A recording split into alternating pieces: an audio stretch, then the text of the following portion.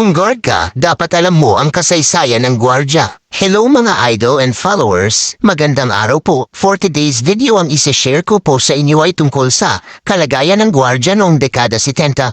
Noong June 29, 1970, alinsunod sa General Order No. 404 na ipinalabas ng Philippine Constabulary, ang gwardya ay napasailalim ng control and supervision ng bagong binuong opisina o unit ng PC, ang Philippine Constabulary Supervisory Unit for Security and Investigation Agency o PCSOSIA.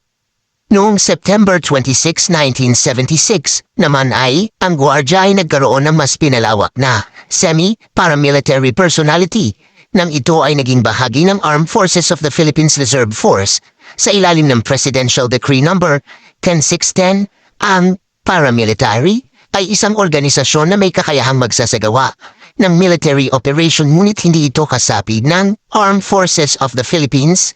Halimbawa ng paramilitary ay PNP, Coast Guard.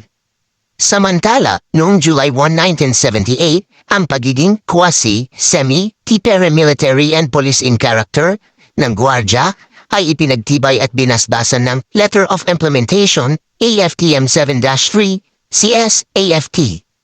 Ang mga bidyong kinupost at sinishare po dito ay base sa pananaliksik, experience, personal na kaalaman ng admin at kung ano ang sinasabi ng batas na ang tanging layunin lamang is for educational and information dissemination only. Kung kayo po ay bago pa lamang sa aking page o channel, huwag po kalimutang mag-like, follow, share, subscribe and click the notification bell para po kayo ay updated at ma-notify kapag ako ay mag-upload ng bagong video. Ito ang inyong lingkod si Citizen Watch, Iron Spotter, na nagsasabi, maraming salamat po.